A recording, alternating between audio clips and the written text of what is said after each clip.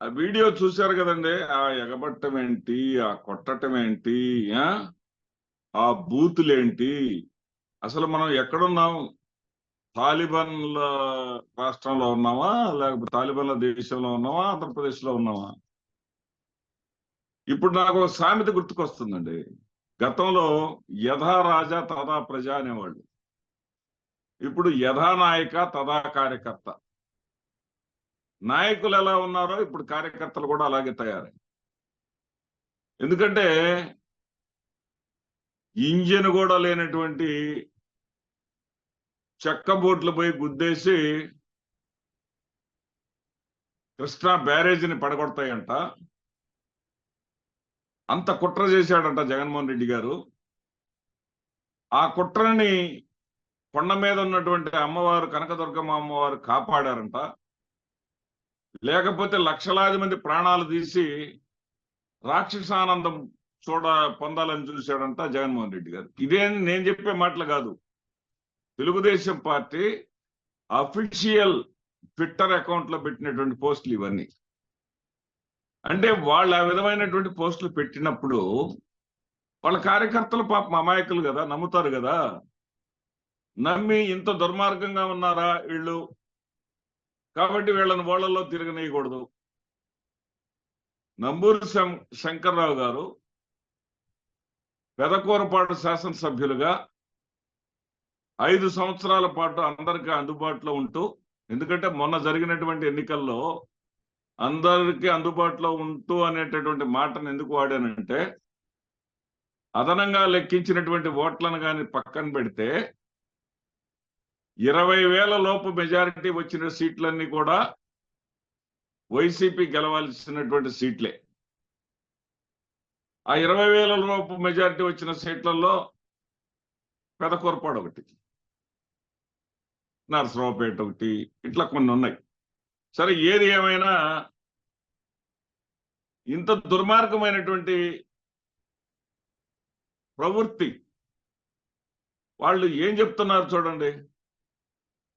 పడవలంట వదిలేస్తారంట, పడవలు పోయి గుద్దేస్తాయంట, నది కొట్టుకు. అసలు చేసినటువంటి దుర్మార్గాన్ని చెప్పరు. ఏ విధమైనటువంటి టెక్నాలజీ లేని రోజులు 60 ఏళ్ల క్రితం ఇంతకన్నా ఎక్కువ. ఇప్పుడు 30,000 క్యూసెక్కుల వరద బుడమేరకు వస్తే ఆ రోజు 40,000 క్యూసెక్కుల వరద వచ్చింది. అంత వరద వచ్చినప్పుడు కూడా ప్రాణ నష్టం జరగకుండా అప్పటి ప్రభుత్వాలు కాపాడుకోగలిగినాయి. 10 మంది ప్రాణాలు మాత్రమే పోయినాయి. ఇప్పుడు అధికారికంగా ప్రభుత్వమే 45 ప్రాణాలు అని చెప్పింది, కానీ 100కు పైగా చనిపోయినట్టుగా అక్కడ ఉన్నటువంటి సమాచారం. వీళ్ళు ఎంత దుర్మార్గంగా ఉన్నారంటే, ఈయన చేసినటువంటి తప్పు ఏంటంటే, అక్కడ రైతులకు ఇచ్చేటటువంటి ఈ వరదల కారణంగా రైతులకు ఇచ్చేటటువంటి నష్టపరిహారంలో కూడా వీళ్ళు వివక్షత చూపిస్తున్నారు. తెలుగుదేశం పార్టీ వాళ్ళైతేనే వాళ్ళకి నష్టపరిహారాన్ని అందజేస్తున్నారు. వైఎస్ఆర్సీపీ చెందిన వాళ్ళు అంటే నష్టపరిహారాన్ని ఇవ్వటం. అదే కాకుండా తెలుగుదేశం పార్టీ నేతలు ఎవరైతే చెబుతారో, తెలుగుదేశం పార్టీలో కూడా అందరికి ఇవ్వట్ల.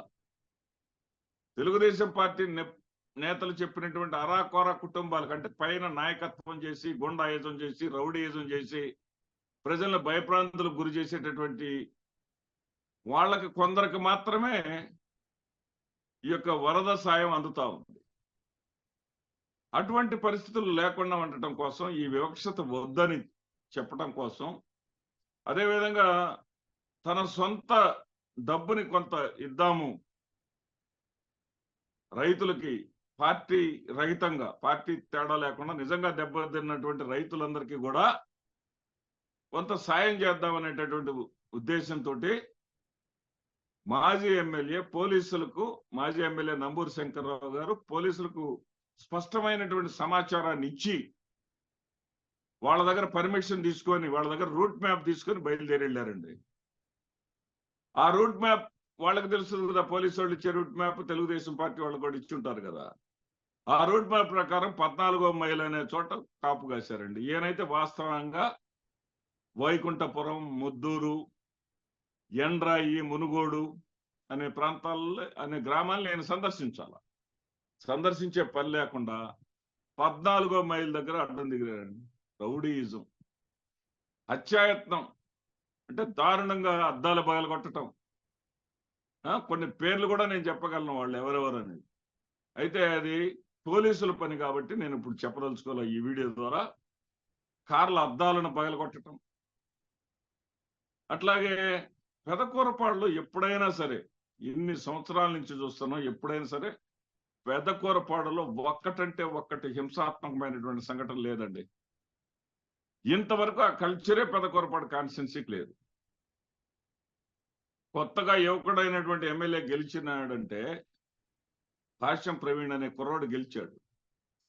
ఎంత జాగ్రత్తగా విజయాన్ని కాపాడుకోవాలని.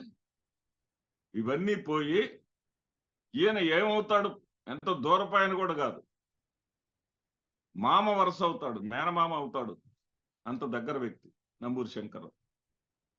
అలాంటిది ఇక వాళ్ళు ఏం చేస్తున్నారంటే, మీరు రావటానికి వీల్లేదు, వైసీపీ వాళ్ళు అడుగు పెట్టడానికి వీల్లేదు, ఈ రాజ్యం మాది. ఇది ఆటవిక రాజ్యమా, ప్రజాస్వామ్య రాజ్యమా? ఆయన కూడా, నంబూరు శంకర్రావు గారు కూడా ఏమంటున్నారు, సరేనా మేము రాను, మీరే చేయండి, అందరికీ చేయండి, వివక్షత లేకుండా అందించండి అని ప్రెస్ మీట్ పెట్టి చెప్పుకోవాల్సినటువంటి దౌర్భాగ్య పరిస్థితి. అంటే ఇది ప్రజాస్వామ్యమా, లేకపోతే తాలిబాన్ల రాజ్యమా, లేకపోతే ఆటవిక రాజ్యమా? ఏంటిది? వాళ్ళ వైఫల్యాన్ని కప్పిపుచ్చుకోవటానికి వరదనేదో జగన్మోహన్ రెడ్డి గారు తెప్పించినట్టుగా. ఇంకా నయం, కేసీఆర్ అక్కడ అధికారంలో లేడు. అక్కడ కేసీఆర్ గాని అధికారంలో ఉన్నట్టే ఆ ఖమ్మంలో, పాలేరులో కురిసినటువంటి వాన మొత్తాన్ని కూడా కావాలని కృష్ణానదిలోకి ఇక్కడికి పంపించారని కూడా చెప్పేవాళ్ళు. అంత దేనికైనా తెగిస్తారు వీళ్ళు. అబద్ధాలను పేటెంట్ గా తీసుకొని నిజం నోటి వెంట రాకుండా ప్రజల్ని ఏదైనా చెప్పి నమ్మించగలం అనేటటువంటి ఈ యొక్క దుర్మార్గపు చేష్టలు ఉన్నాయే, ఇవి చెల్లవు కాక చెల్లవు. ప్రజల అమాయకులు అనుకుంటే అంతకన్నా పెద్ద అమాయకులు మరొకళ్ళు ఉండరు. ప్రజలు చాలా మౌనంగా భరిస్తారు, సహిస్తారు. సమయం వచ్చినప్పుడు వాళ్ళు ఏం చేయాలో చేస్తారు. ఆ అనుభవం కూడా చంద్రబాబు నాయుడు గారికి బాగానే ఉంది. ఉండి కూడా ఇలాంటి పనులు ఎలా ప్రోత్సహిస్తున్నారు? నేనైతే కార్యకర్తలను ఏమాత్రం తప్పు పట్టడం లేదు.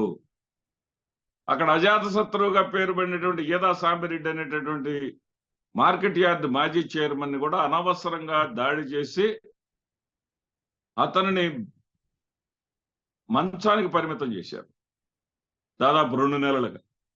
ఇంకా వీళ్ళ యొక్క అరాచకం, ఆటవిక విధానాలు ఇంకా వీళ్ళు స్వస్తి పలకట్ల. ఎందుకు ఇది కంటిన్యూ అవుతుందంటే, యథా నాయక తదా కార్యకర్త.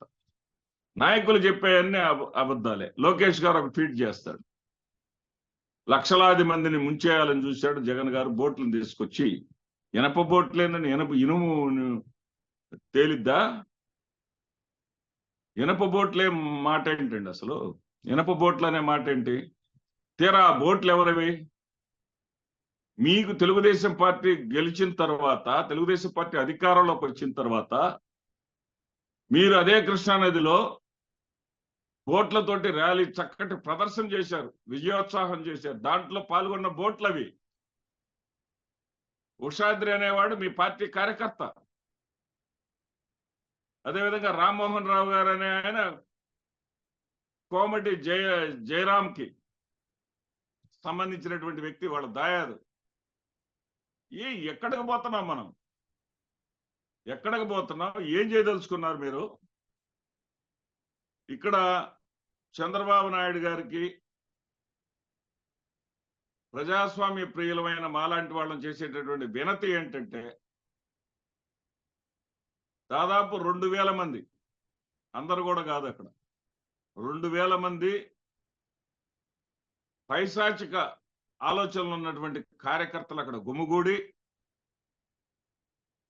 వైఎస్ఆర్సీపీ నాయకులు, ఎమ్మెల్యే అనుచరులు కానీ, ఎమ్మెల్యే గారు కానీ కాన్స్టిట్యున్సీలకు అడుగు పెట్టనీయకుండా అడ్డుకుంటున్నారు.